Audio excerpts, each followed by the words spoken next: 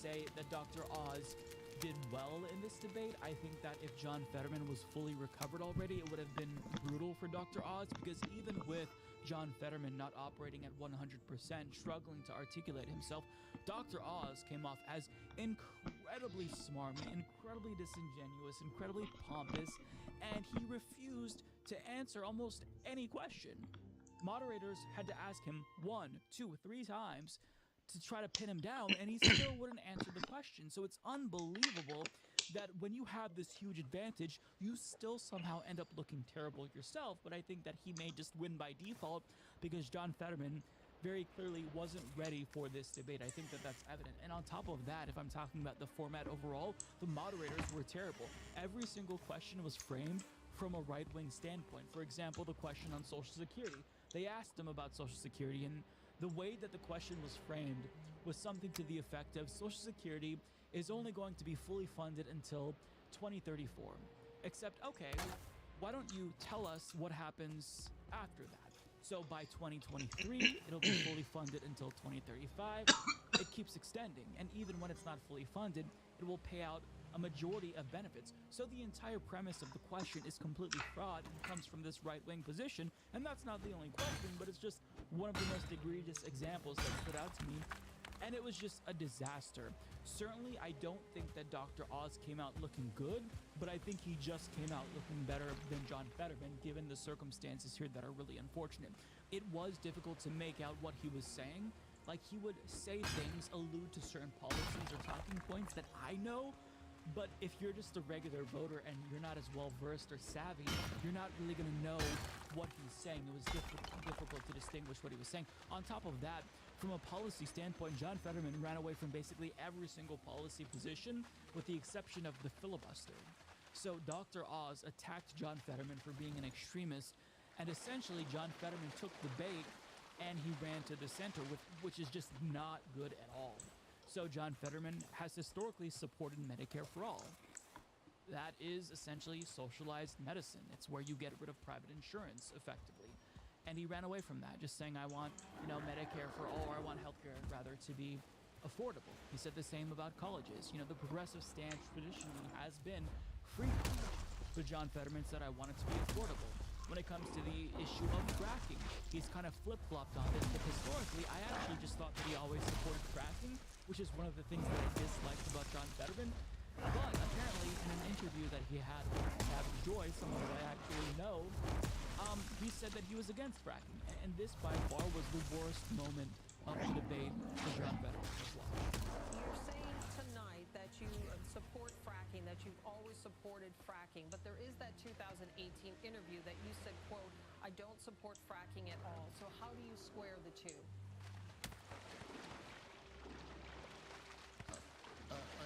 I do support fracking, and I support fracking, and I stand, and I do support fracking.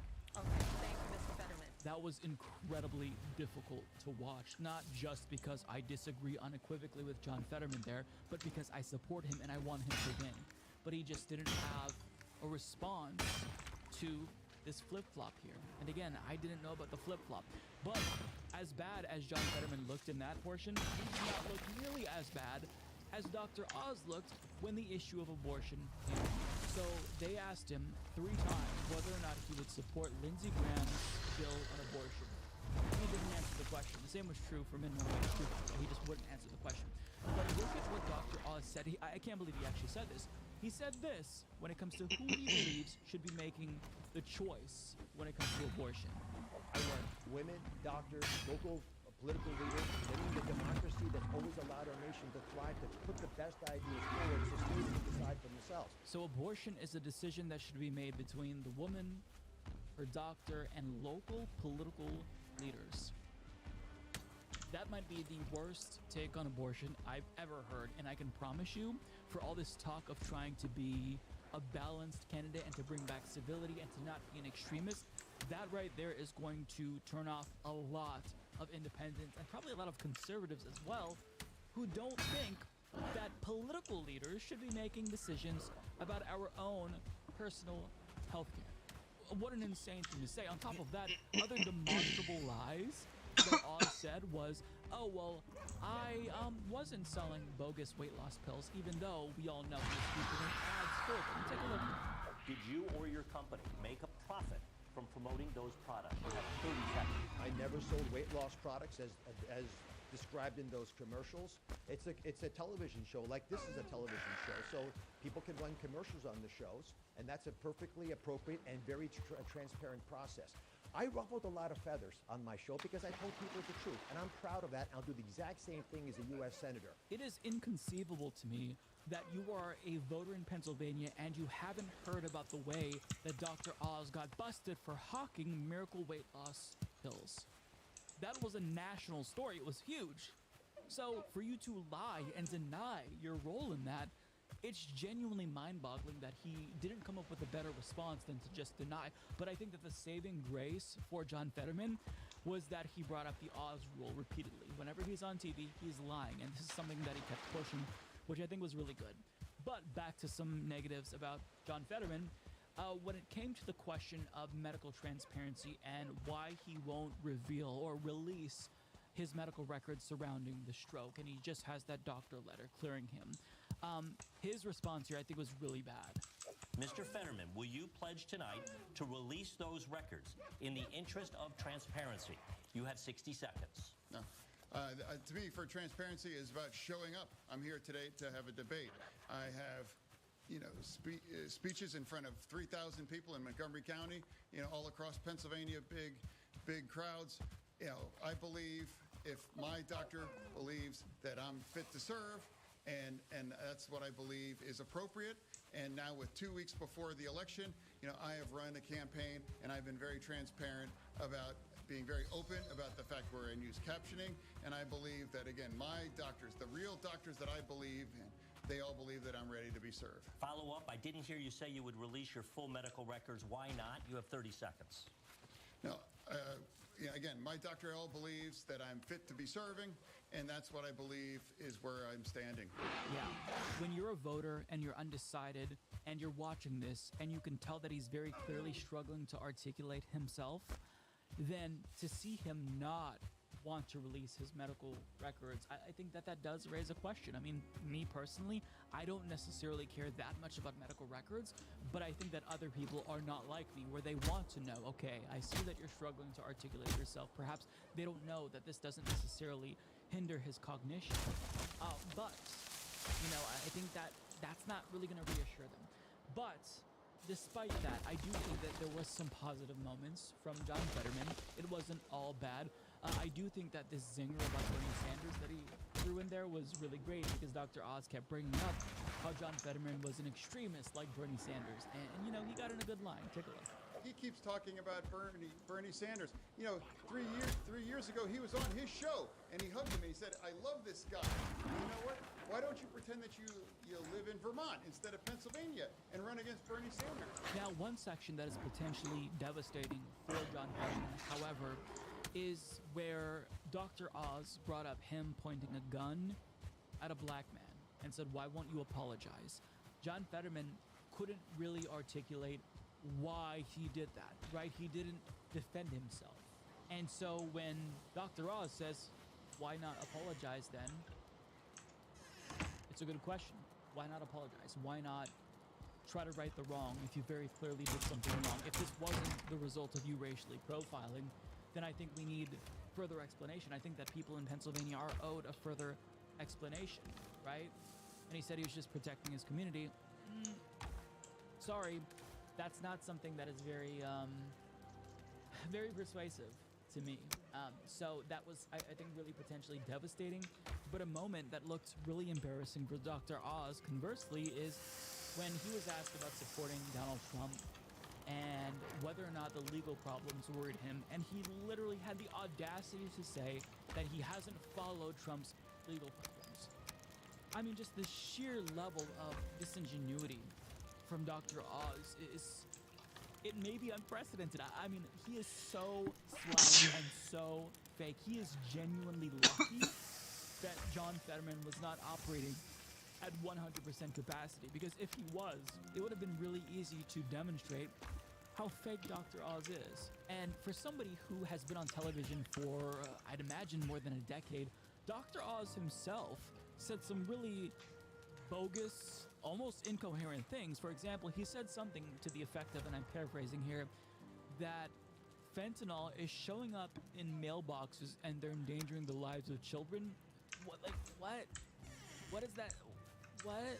Do you have any examples of this? The threat of fentanyl comes from drugs not being regulated by the federal government, where if you buy heroin and they cut that with fentanyl, that's where it poses a danger to people's lives. This is why fear-mongering about legalizing drugs is so stupid, because if you genuinely fear fentanyl, then you can cut back on overdoses by having the government regulate drugs that are already going to exist. But Dr. Oz wants to embolden the black market by fear-mongering about my state's decriminalization of drugs.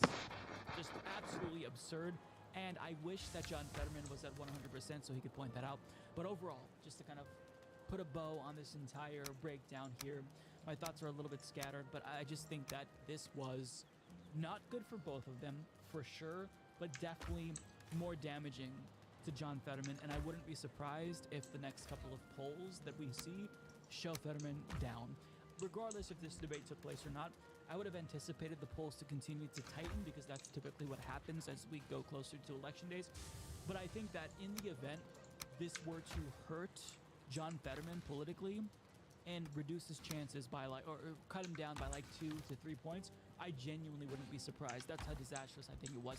And again, it pains me to say that because I'm rooting for John Fetterman, even if I have a lot of really strong disagreements with him when it comes to policy. I don't like that he has shifted to the middle when he has historically been progressive. Don't run away from your progressive stances.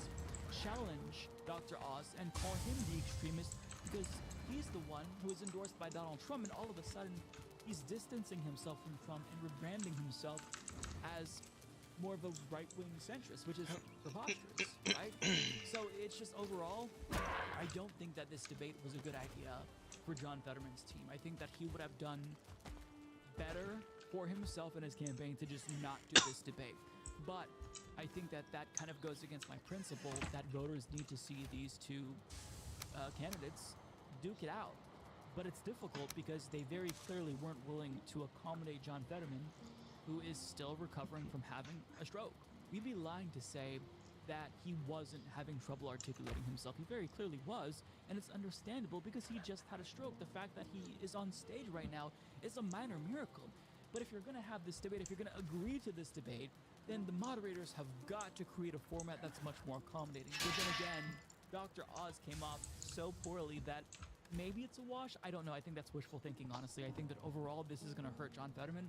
And I'm crossing my fingers that it doesn't hurt too much and that he has enough of a lead, that there's some cushion there. But overall, now I'm really fearful that John Fetterman could lose this race. And I just hope that that's not the case. But this was just not easy to watch if you're rooting for Fetterman. So I'll leave that there. Really unfortunate, but that's the reality of the situation. I don't think that this is going to benefit John Fetterman.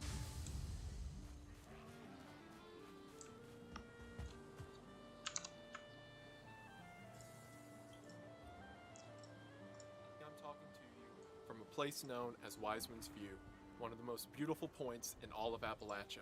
Just behind me you can see a landmark known as Table Rock, and the gorge that exists between this point and that one has one of the most intriguing mysteries in the natural world. This view is a testament to the Earth's majesty, and the age, colors of these hills tell us that whenever God painted the world, his brush must have began in Appalachia.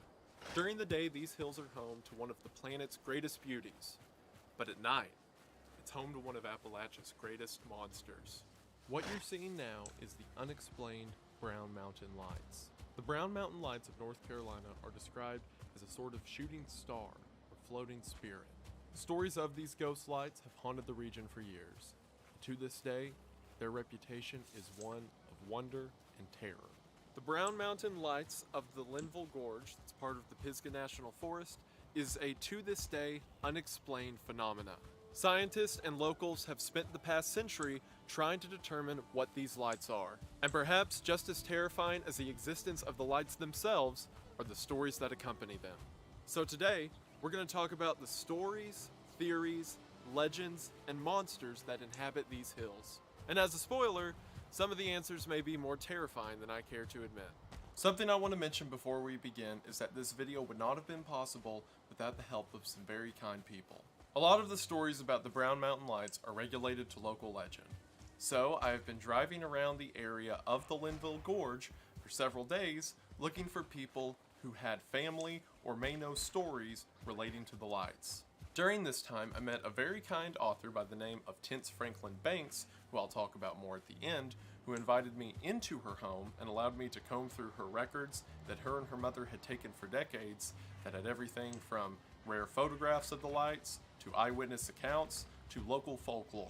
She wrote a book regarding the area that will be linked in the description, and this video would not have been possible without her. Also, several of the photographs I'm going to use from this video will come from the Ark Adventures on YouTube, who has the best photos ever of the Brown Mountain Lights, and a man named Burgess Bell, whose favorite pastime is going up to Wiseman's View and taking pictures of the lights. While I was there getting footage for my video, I met him and he was very kind, taught me how to use my camera, and even offered me access to several of his pictures and videos, and I greatly appreciate it, and he'll be linked in the description as well. Several of the stories you're about to hear have never existed in the public record until now, so hopefully you're at least half as excited to hear it as I am to tell it. So today, for the Halloween season, we are going to talk about one of nature's most haunting mysteries, the Brown Mountain Lights. And hopefully I don't fall off a cliff, although that would get a lot of views. And as an important announcement before we get started, ladies and gentlemen, I present you him. He is finally here. This empty vessel, Wendigoon U2's doll is available to purchase at the link in the description. U2's allowed me to design this pagan idol, vinyl figure. I gotta stop doing that. And I couldn't be happier with how it turned out. Like, look how well they did on like the hair and the antlers. Isn't he just the cutest?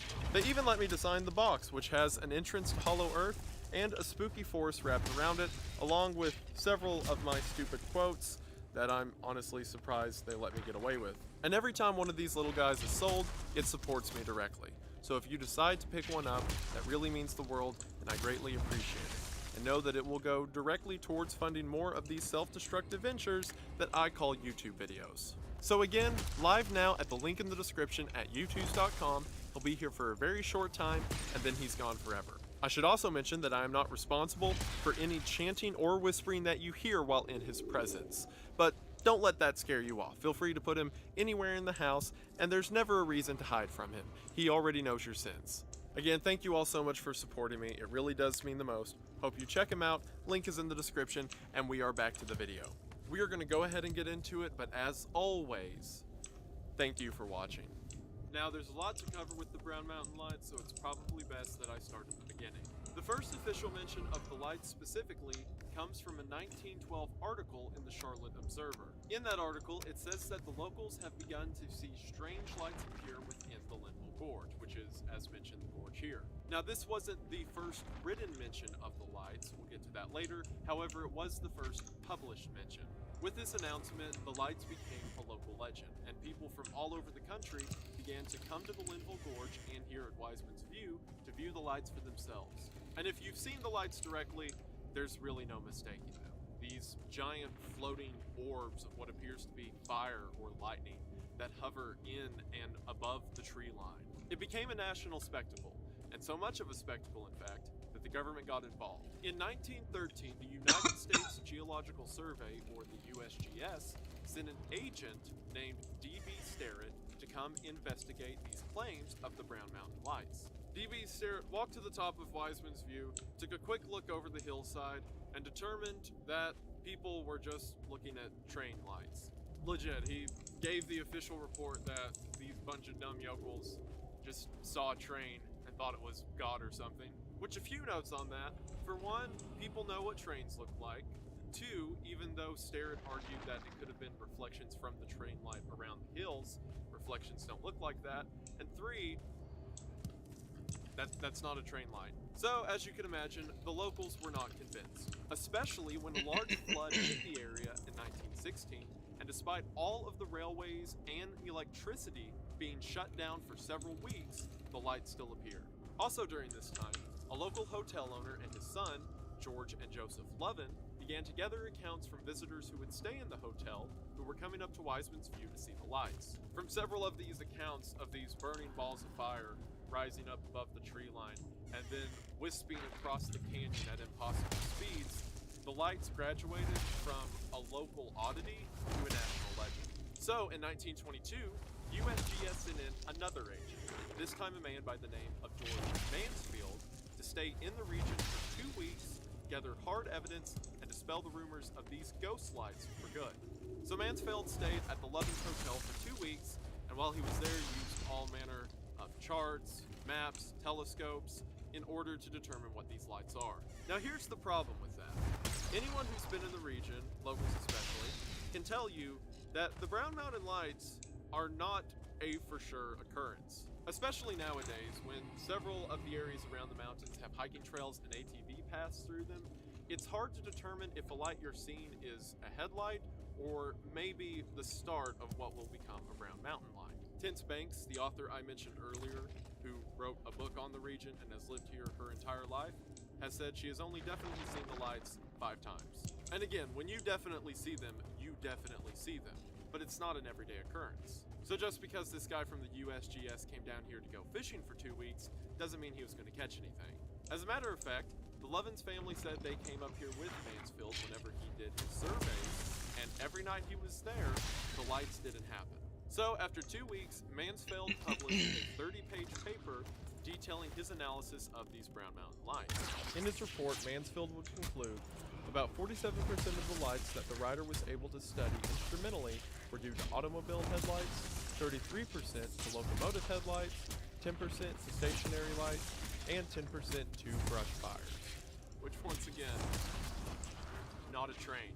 The leading theory of the time was that whenever the surrounding counties became electrified and towns like Spruce Pine and Morganton had a power grid for the first time, it caused a series of reflections and refractions across the mountainside that caused the illusion of the Brown Mountain Lights. And to be fair to the USGS, official publications did coincide with the same time that electricity began to enter the area. The whole surrounding county was pretty much electrified by 1911, 1912, and the first official publication, as I mentioned, was 1913. Another thing that's also fair to mention to them is that in 1911, Jules Verne, the author who wrote Journey to the Center of the Earth, The Mysterious Island, and several other works, published a novel called Master of the World. And in the book Master of the World, a scientist who's in Table Rock, which is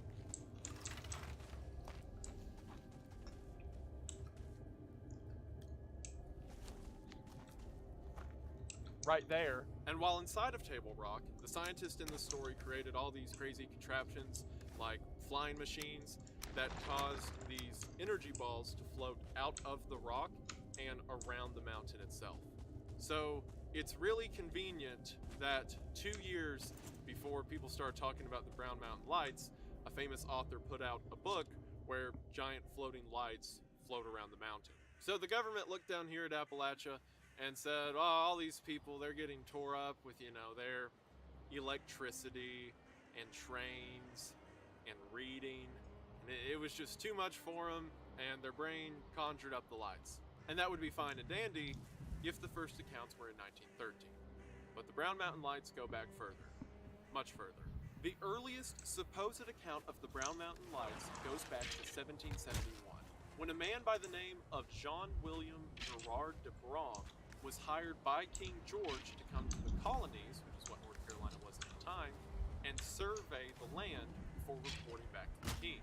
In his statement, de Brom said this, and it's very pompous, but bear with me. In a heavy atmosphere, the nitrous vapors are swallowed up through the spiracules of the mountains, and thus the country is cleared from their corrosion.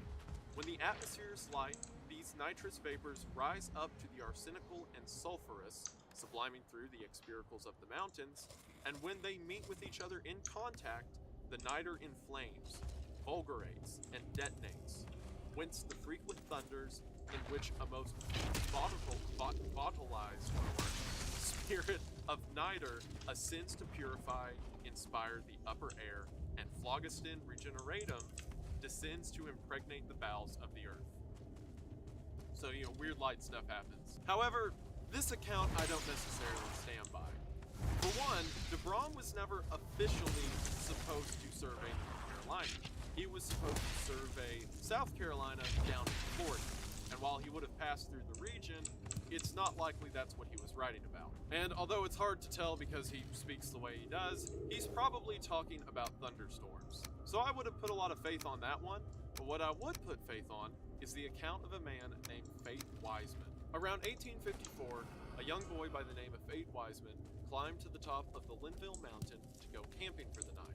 That night, while on top of the mountain, he said he looked down into the valley and saw these giant burning orbs that floated above the tree line, so numerous it was hard for him to count, and he watched as they traced their way up to Table Rock and back down to the river. Several of his friends who he invited to come up here and camp with him over the following years all had the same story of these bright orbs appearing. It's for that reason that the mountaintop I'm sitting on right now is known as Wiseman's View. Decades later, Fate's great-nephew, a man by the name of Scotty Wiseman, would become a famous country music singer. And in 1961, he wrote a song about the stories his great-uncle would tell him. We'll talk about the stories in a minute, but we're sticking to the timeline for now. What's also funny about Wiseman's account is whenever skeptics try to talk it down, because remember, the leading theory, at least decades back, is that the electricity around the mountain is what was causing the lights, and 1854 is well before any electricity in the area. Whenever all these official accounts look at it, they're like, well, there was a railroad built there 4 years later. Like, can we stop talking about the trains? So not only was it a locally known fact that the lights were here among families like the Wisemans and the Lovins, but a book written in the 1930s called The Guide to the Old North State lists several sightings of the lights dating back to the Civil War. And furthermore, a local article that was written in 1922 to dispel Mansfield's story of what the lights could be lists several sightings that occurred during a trip in 1908 before Jules Verne's novel, before the electrification, or the stories of the lights becoming popular. And also, I don't think I have to tell you this, but that's not how electricity works. If that was how it works, every field or forest in the country would be full of these giant lightning bolts every night, but they're not for some reason. So if that theory can be debunked, then what are some of the other theories people have come up with for what the lights could be? Well, one of the most popular theories up until recent years was that of the will-o-wisps, also known as gas lights. Gas lights are a natural phenomenon that occurs whenever gas and chemicals inside of a swampy area rise up into the air before igniting. They're quite rare, but again, common in swampy environments. However, thorough studies of the gorge, the minerals, the river, and the ground around it show that there was not only no swampy environment, but no presence of chemicals that could create a swamp water. Another theory that was suggested was that of St. Elmo's fire, a really wild occurrence that can happen in thunderstorms, especially out over the ocean, where lightning will form on the ground and create these massive balls of hate. St. Elmo's fire can also be seen on airplanes, as it looks like tiny little strikes of lightning jumping across the windshield. However, St. Elmo's fire is only known to occur in thunderstorms and is once again very rare. There's a theory that the lights are a mirage or a sort of optical illusion whenever the light bounces off maybe the water in the rivers or the rock faces around. However, mirages are most often superimposed over one's eye, and it's very clear in videos and photographs of the Brown Mountain lights that they illuminate the area around them, so definitely not some kind of optical illusion. Because if it was, you wouldn't be able to see things in the dark that you couldn't just see with your eye. Another theory is that of foxfire. Foxfire is a slightly bioluminescent fungus that does grow around the region, however, keyword being slightly, and since you can see the lights from mountaintops across, that's a no.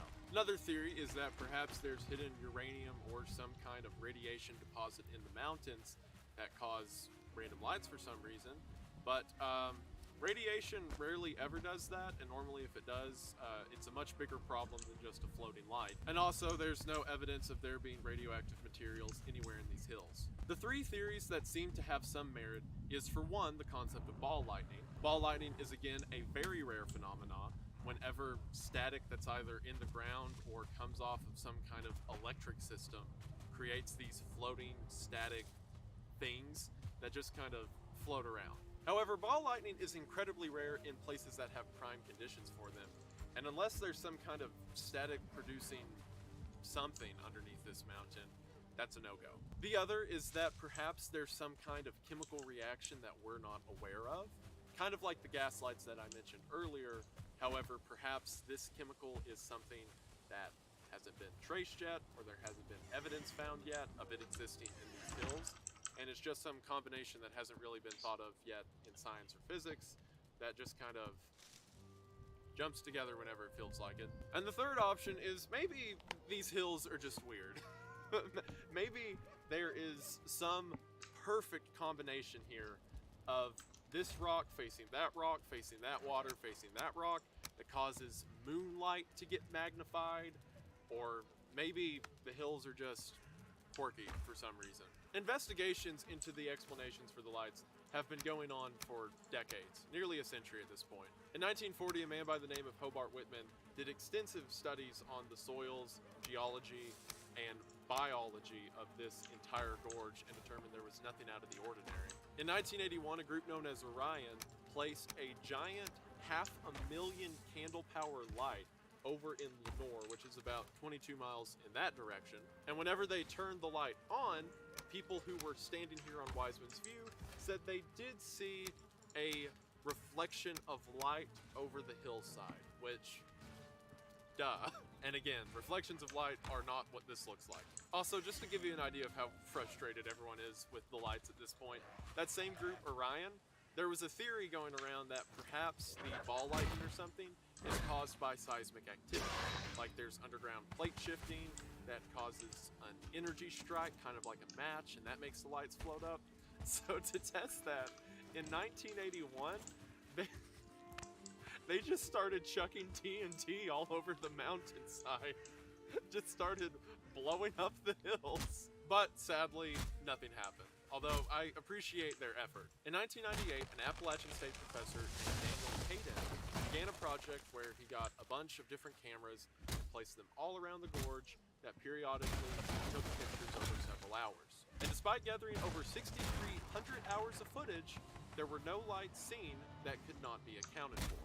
However, considering several of these studies were done under limited times and with older equipment, the validity of how well the cameras could pick up a bright thing that was really far away is dubious at best. And again, since the lights aren't a surefire thing, a lot of people didn't buy into their studies. So what gives? Why is it so hard to figure out what these lights are, and do they even exist? Well, for the footage I gathered for this video, I used a handy little tool called night vision. Night vision, for those that don't know, works by using ambient light that's in the air and magnifying it. So things that are low light become normal light, and things that have any amount of light to them become these giant solar flares. Because of that, if there's any light signature within these hills, if you look at it through night vision, it becomes a beacon. Now, while I think a lot of the footage you're seeing is beautiful, I can't attest to its validity. As mentioned, a lot of people go camping in these hills, and it's hard to determine if anything you're seeing now is just a flashlight or a campfire, rather than these supernatural lights. And again, I've only been up here to record for a few days, and the likelihood of me getting a perfect video of a light while I have my night vision is not the best. I did see this deer though, so that's still pretty cool. For what it's worth, however, I can personally attest that I have seen the Brown Mountain lights. A couple years back, I came out here with my friend who originally told me about these lights, and of course, me being me, I had to come up here. And while looking down into the gorge, I saw what can only be described as a giant flare begin beneath the tree line before floating above it and then turning a sort of yellowish red before it floated its way up towards Table Rock and then circled back down near the river and went out. The only thing I can possibly give this an explanation to is someone lit a really long multicolored flare and tied it to a drone, just to be me. But I can attest that whenever you see them, they're certainly nothing like them. It looks like a giant spotlight or a UFO hovering just above the trees before snaking its way over the gorge and then making its way down to the river. It was so wild that as soon as I saw it, I was like, wow, that was a crazy hallucination. But I sympathize with people who just want to simply know more. For those that have seen them, it's something incredible and something that you have to figure out, but there's also a beauty in it. It seems like nowadays, with science being what it is, every factor of our lives or of the magnificent world goes from these fantastic beasts to documented creatures. And the world loses a little bit of magic. So I've always loved the Brown Mountain Lights because, in spite of everyone's attempts, it still has its magic. And it's because of that magic that I want to talk about my favorite details of the lights, the stories surrounding them. The first night I got here, I decided to drive up to Wiseman's View by myself, which I can say, as someone who's native to Appalachia, is still a pretty freaky experience. The road, for one, is not friendly. If you ever plan to make your way up to Wiseman's View, the GPS will not help you, and you better hope that your car can. When I came up, there was absolutely no one on the mountain, and the fear of being completely by yourself in a national park is incredible. I love it. But as you make your way up the mountain, there's this kind of air that begins to reach into you, because these hills are filled with so many legends, and the lights themselves are such a sacred kept monster to the people around here that going to confront them by yourself is uplifting as it is demeaning. You climb this castle to fight a dragon that may not even be there. And that aura, that idea of monsters that you can't see, is something that permeates Appalachia. See, we are a very superstitious people, at least in our stories. And this group of people who spent decades dealing with poverty, famine, flood, and war. As you can imagine, several of these superstitions are pretty dark. I remember as a young boy, my grandfather would set me down, and he would tell me all kinds of scary stories.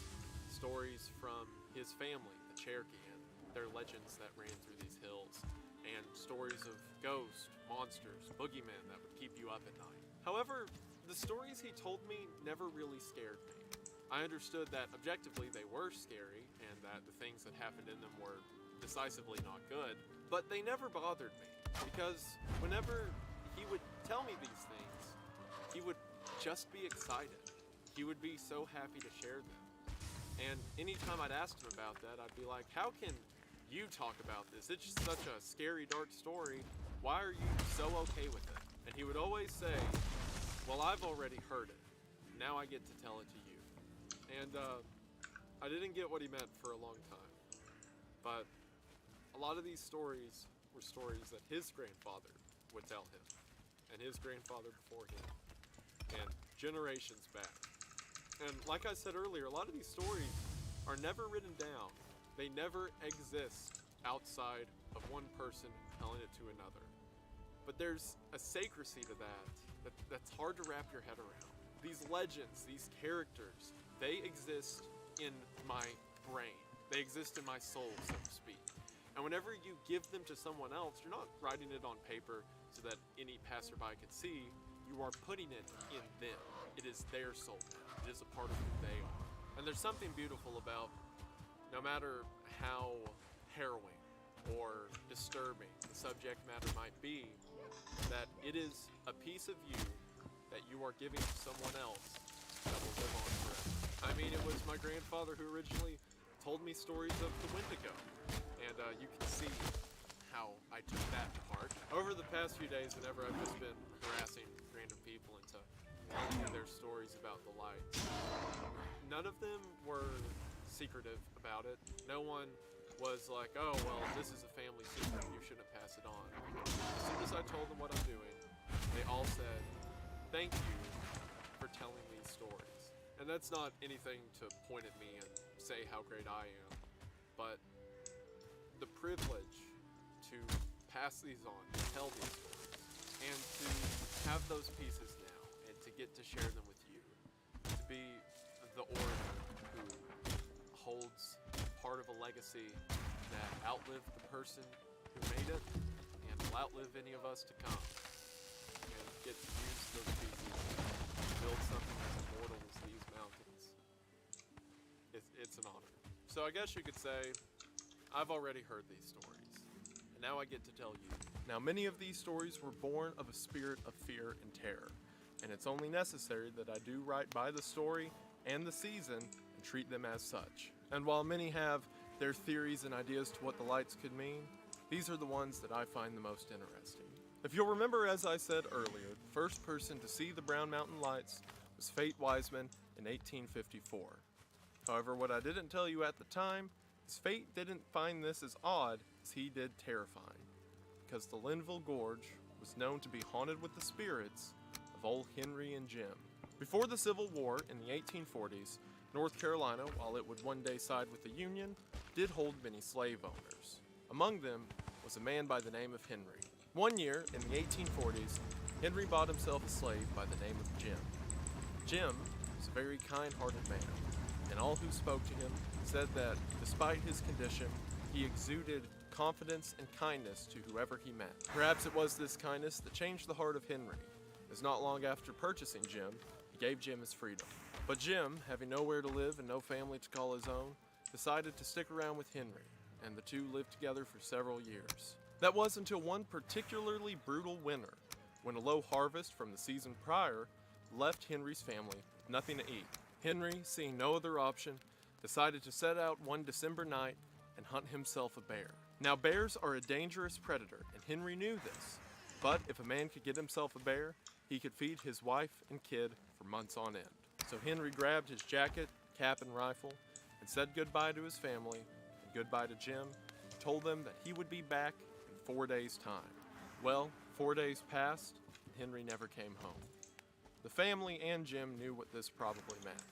But Jim, loving the man who gave him his freedom, decided that he wasn't at least going to try to save his friend. On the 5th night, Jim grabbed a lantern and decided to head out to find Henry. Now, he knew that Henry had taken a lantern and enough oil to last a week, so he figured if he got out there tonight and stood on top of the mountain, perhaps he could see Henry walking somewhere in the tree line. So Jim grabbed a lantern, said goodbye to Henry's family, and set out to find him.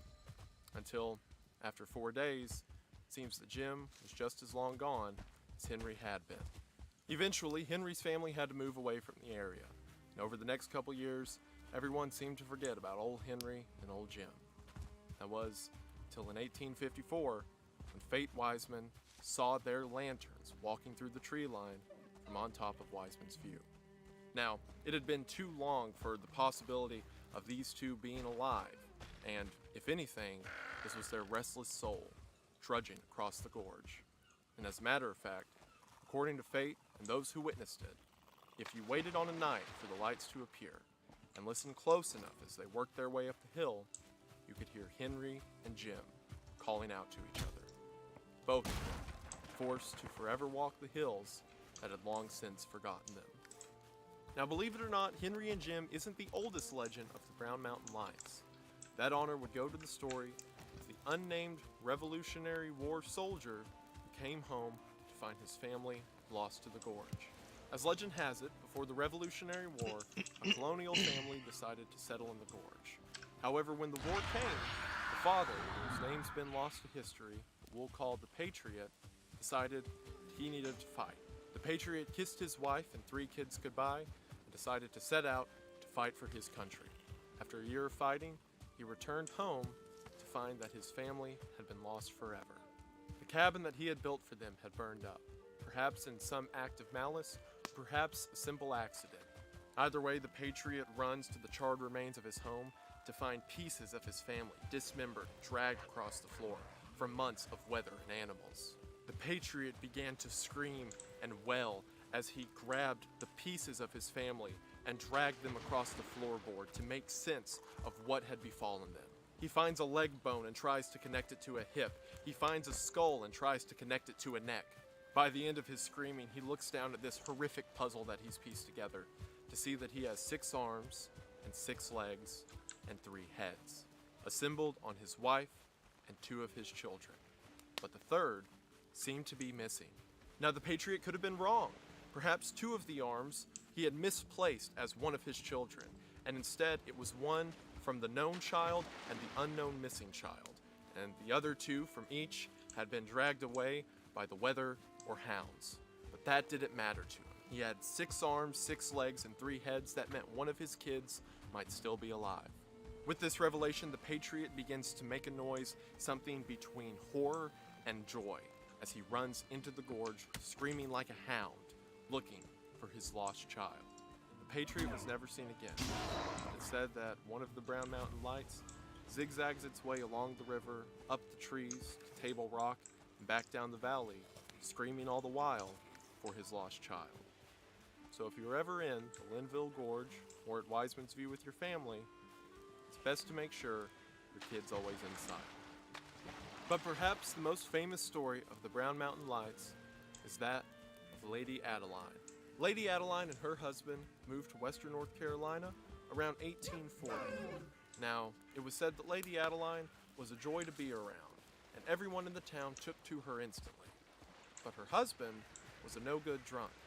He was known for long nights of drinking and a short temper to match, and everyone in the town had a sneaking feeling that one day something bad would happen to Adeline. And sadly, in 1848, it seems those fears came true. One Sunday morning, Adeline didn't come to church, so her friends decided to go look for her at her home.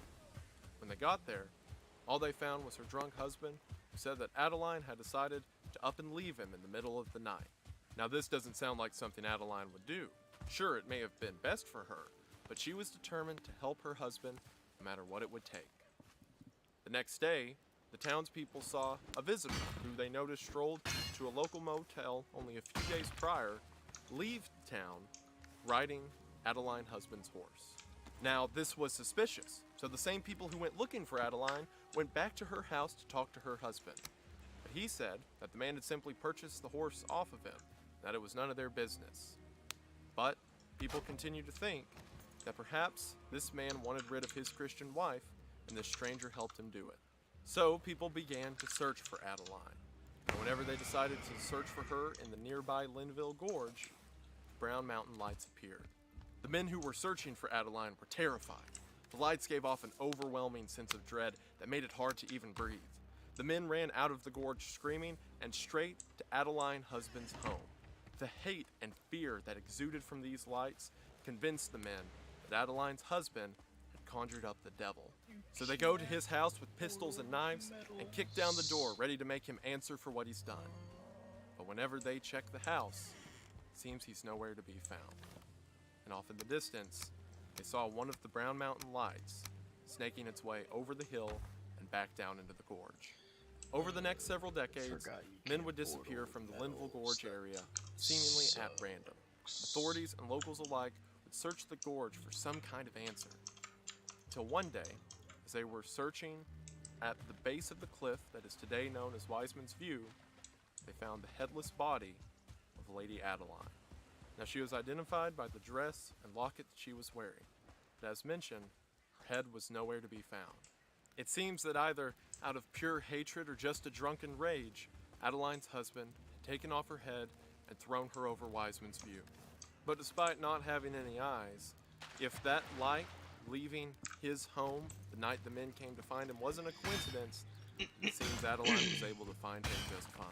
Legend has it that if you're a man, it's best to never visit the Linville Gorge by yourself, especially at night, because while it seems Adeline may only be hunting the heads of the men who do women wrong, may not have the best eyesight.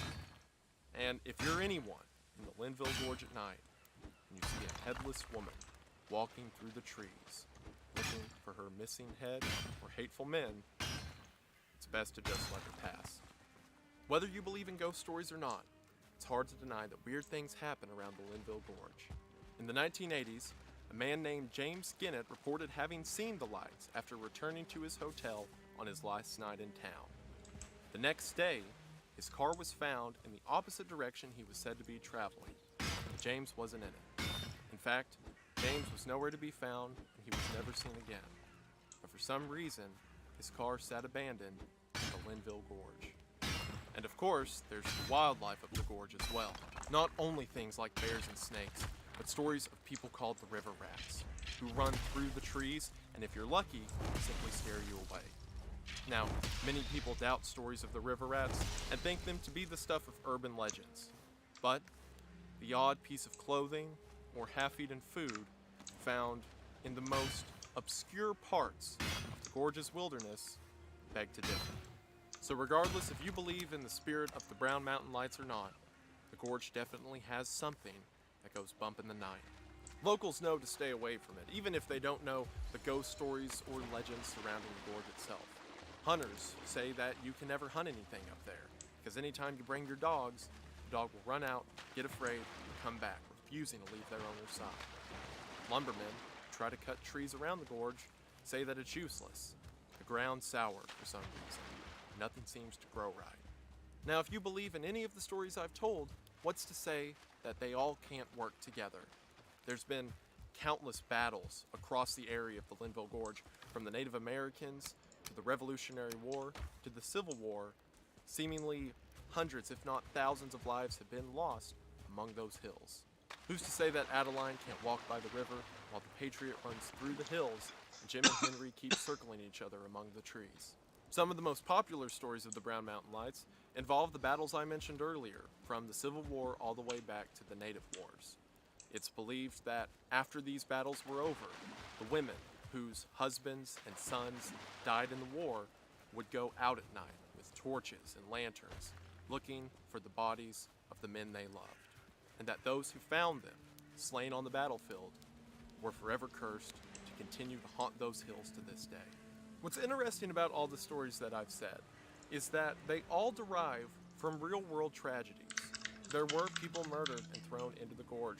There were people who died of starvation in the hills, and there were people whose families were lost while they were helpless to stop it. And what all of these stories do is they take these tragedies, these real-world experiences people had, and they make them the stuff of legends. They make it to where their suffering meant something greater, something that still affects us to this day, other than a pointless tragedy.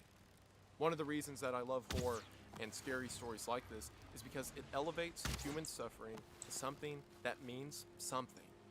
And whenever I think of these stories, I think about the beauty that lies in all the evil. However, while I do love the scary stories of the gorge, there's a special place in my heart for the stories that show love rather than fear. One of those stories is that of the Catawba woman and the Cherokee man.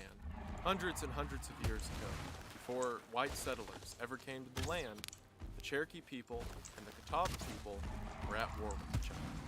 Now, during this war, the Linville Gorge was a highly contested spot that both sides fought over constantly.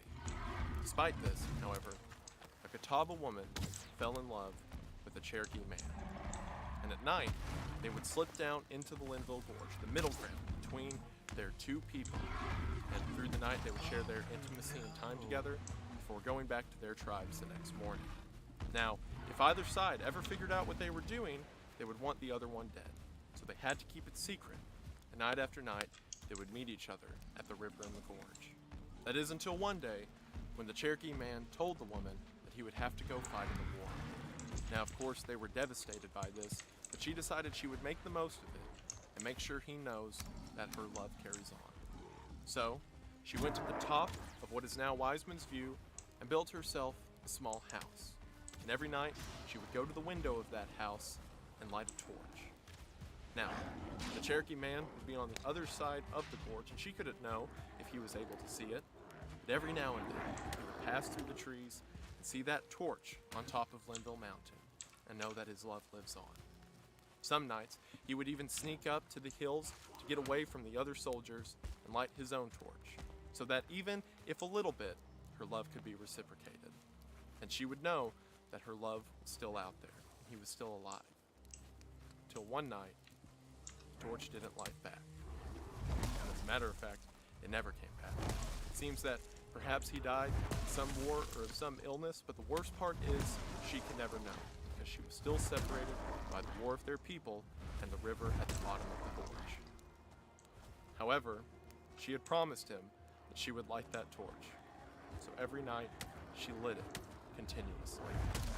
She eventually became an old woman, but she never forgot the love she had for that Cherokee man.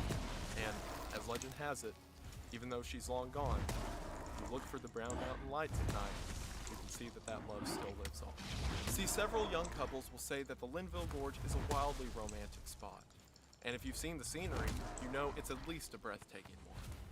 Perhaps the reason that it still holds such a great love, despite all the evil that surrounds it, is because of the light of that Catawba woman. Another story, and I think the best one to end on, comes from the 1930s. In the nearby area of Jonas Ridge, there was a man who, for all intents and purposes, was similar to the husband of Adeline. He was a hateful drunk who was no good for anyone, especially his young wife Belinda. After Belinda gave birth to their child, he got drunk one night and simply decided that it wasn't his. And in a fit of rage, depending on who you asked, he either killed them, dumped their body into the gorge, or chased them into the gorge, and nature did what nature does.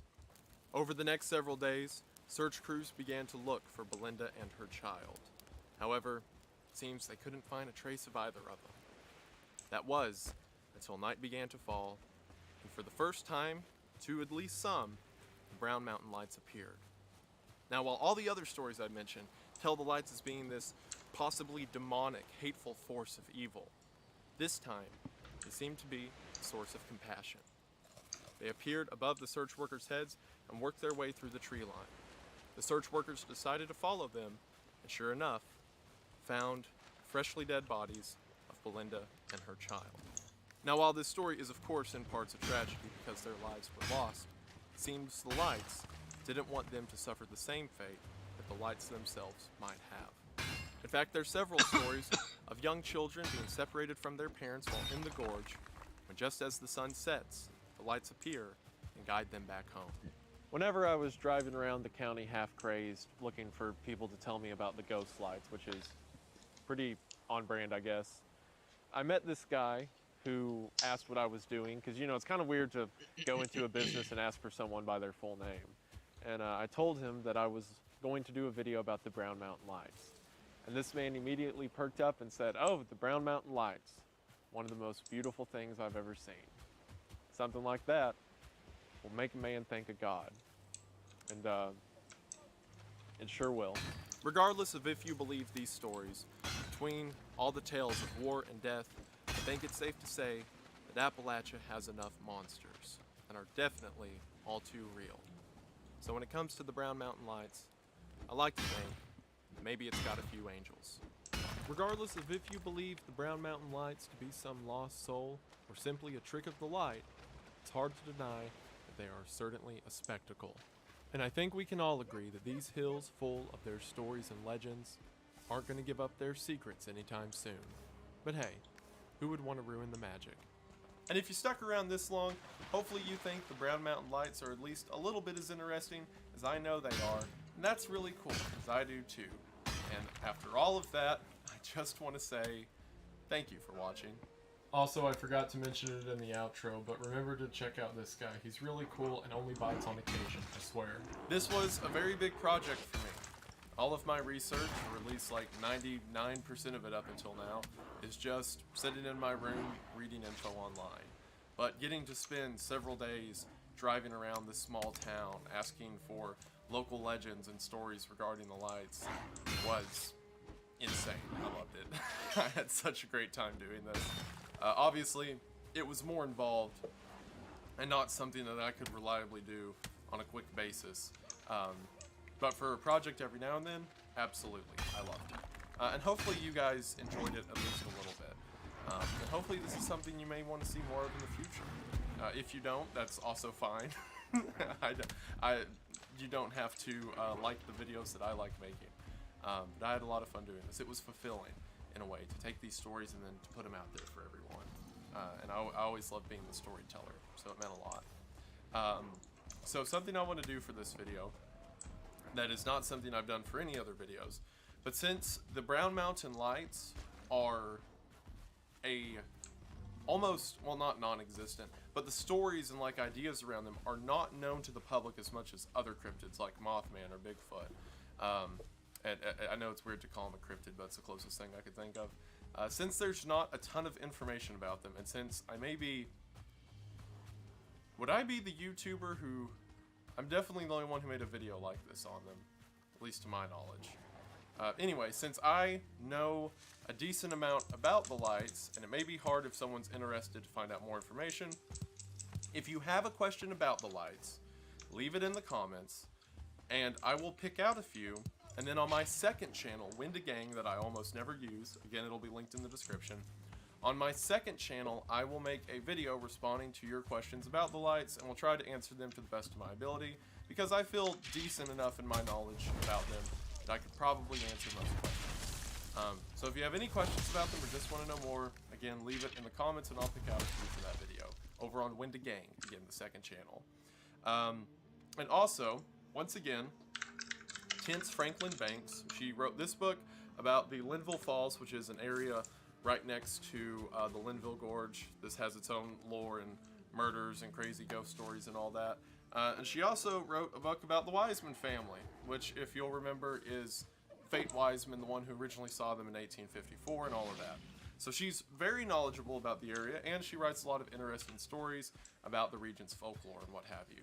And she's also an incredibly kind woman. The way I got into contact with her is I had drove around the county looking for members of the Levin family and the Wiseman family, and I eventually go to the museum in the county, and the lady at the museum, who was very kind, she thought it was cool that I was doing a video about the lights, put me in contact with Tense. And Tense was like, oh, well, just tell him to come to my house. So I go to her house, and she's an older lady now, and she spent her entire life gathering information about the region, and her mother did the same thing, collecting photographs and documents. So she has an entire room of her house that's just like these folders of information. And she hands me 2 giant folders about the Brown Mountain Lights. And just it has all the stories that you can't find anywhere online, and all these photographs that don't exist anywhere online. And it was just like a wealth of information. And the entire time I was talking to her, I kept being like, can I pay you somehow? Can I do anything to, you know, make up for this? It means the world. And she said, it means enough that you're telling the stories. And I really, as someone who like really appreciates the value of a good story, that meant a lot to me. She's very cool. And again, wherever I can find her stuff for sale, I'll link in the description. If they're not linked there when the video goes up, check back again. I will find them. I'm determined to. But no, she's incredibly kind. And to just allow me to do that. She even offered to like give me a lot of the stuff. She was like, do you want to take or at least borrow some of the folders? I'm like, no. I cannot take these away from you. So I just took pictures of them and all that. But she was a blessing. Also, Bell Burgess, who I mentioned earlier. He's a very cool guy. He has a YouTube channel and an Instagram. He does a lot of mountain biking stuff. Again, he'll be linked in the description. But whenever I got up there to film the lights, he was already set up with a camera to do the same thing. And I started asking him, like, how often do you do this? And he's like, oh, at least once a week. I was out here on Christmas in the snow at 4 in the morning trying to get pictures of the lights. Like, they really do have a culture all to themselves. And it was great that all these people allowed me to take part in that, and it meant the world. So yeah, I'm a little excited if you couldn't tell. But yeah, happy Halloween. I hope that this was a satisfactory Halloween video for you all. I was thinking what I want to do for Halloween like a couple months ago, and I thought like campfire stories would be good. This seemed like the perfect route to do it. So hopefully you enjoyed. I definitely enjoyed it. And yeah, if you ever want to see investigations like this in the future, let me know, because I really enjoy making them. I can't do them all the time again, but every now and then they're a lot of fun. But I believe that should do it. That covers about everything. So, I guess before we leave, I just want to say, happy Halloween. Thank you for watching. I hope that you enjoyed, and I will see you in the next one. Bye!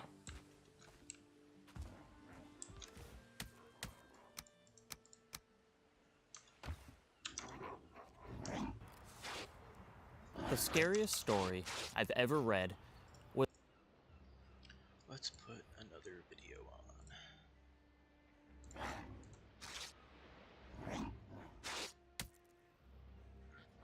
Something to listen to.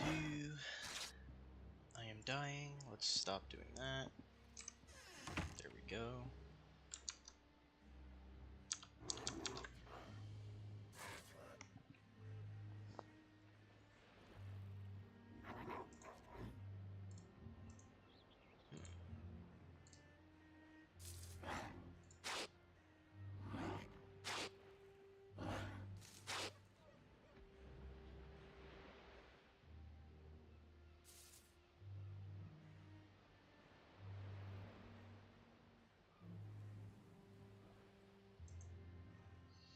Let's listen to this one, because the episode just dropped, where they fought this guy. As we all know, there are a lot of cool Quincy that are going to appear in the anime of Bleach. Amazing designs, overpowered abilities, deep storytelling, and downright just cool characters. One Quincy that many forget about, though, will be very important once the anime begins. A Quincy so important that he manages all of Hueco Mundo for Yuha Bark. Someone who may not be one of the SS guards of Yuha Bark holds a position I'd say is almost as important. General Hunt Commander, Sternritter J, Jail, Quilga Opier. I will be referring to him as Quilga from now on, as his full name is incredibly annoying to say, and frankly the anime community is full of too many spurgs that will cry if I say names incorrectly, even though you can easily tell that I neither speak Japanese or German fluently. Quilga Opier. Quilga Opier. Once Ichigo deals with Mr. Splat against the wall, he heads off to Hueco Mundo after Nell appears in the real world to warn him that something has gone wrong there. Upon arrival with Chad, Orihime, and Urahara, Ichigo scouts the area and spots Quilga in the distance, committing multiple felonies on women. Now, I originally thought Yami dealt with this hoe of Hueco Mundo, but apparently not, and Quilga is shown casually one-shotting her. He also easily blitzes Halliwell's Fraction in his base form, then proceeds to battle with Ichigo. Now, the Ichigo he's fighting is top priority for the Stern Ritter. Yuha Bark even plans his entire invasion of the Soul Society around avoiding this Ichigo, and Quilga battles him one-on-one. This Ichigo is so strong that the Soul Society sent multiple captains in advance to make sure Ichigo wouldn't become an enemy once learning the truth about the substitute Shinigami badge from Kugo Ginjo. Of course, the Soul Society trusted Ichigo, however, this is the level of a threat that Ichigo could have potentially been to them, and this is further proven by how Yuha Bark keeps trying to get his underlings to steal Ichigo's Bankai, and they both freak out when they cannot accomplish this. The reason I want to place emphasis on Quilga being a big deal is mostly due to how many people he is fighting at the same time, along with the very particular situations that happen in said battle. Once Quilga activates his Vollständig, which he confirms far surpasses Uryu's Quincy Lechsteel form, shown in the Soul Society, which was also stated to temporarily let a Quincy reach their peak for a short period of time, Quilga becomes honestly fucking disgusting. And there's a couple of very specific reasons as to why I describe him this way. Yuha Bark has appointed him to manage the entirety of Hueco Mundo and find worthy subordinates to join his army. He isn't impressed by Halliwell at all. He also uses a very overpowered Quincy technique of absorbing Reishi from everything, which a lot of the other Quincy's should be able to do, but they just don't do it for whatever reason. He also battles Ichigo, who was specifically listed as a war potential before he attained his true powers. He was already on the list of, yo, watch out for this guy, when he was in his full-bring Bankai type form. That's how much of a big deal that form of Ichigo was even just at the start of the war. I think a lot of people out there don't truly realize just how strong this particular Ichigo is. And the reason this is important for the video is because Yuha Bark at this stage in time does not have access to his power of the Almighty, and this does not return until his battle with Ichibei, but he still commands the Stern Ritter to be wary of this specific Ichigo. This Ichigo is so strong that while battling Ginjo, just by simply transforming into Bankai, he completely annihilates the pocket dimension which Yukio created for Ichigo and Ginjo to fight inside of. I'd also like to point out that this is Yukio's dimension while being amped by the powers which Ginjo stole from Ichigo and gave to him, so it could be argued that when he is creating the world of the living in there, this is a life-size planet, along with how when Chad was shown training in the older one, there was a star inside of it. I know I've stated this in various other videos, but Ichigo in much weaker forms was able to echo his spiritual pressure across the whole world as stated by Shinji, and block the Sokyoku, which in the data books can overwhelm everything in existence. This executioner weapon is so strong that it was considered to be used against Aizen, but due to his immortality, it wouldn't work. And if you think that's impressive, the version of Ichigo that Quilga fought didn't bring his substitute Shinigami badge with him, so it's possible that he's many times stronger than he was in his battle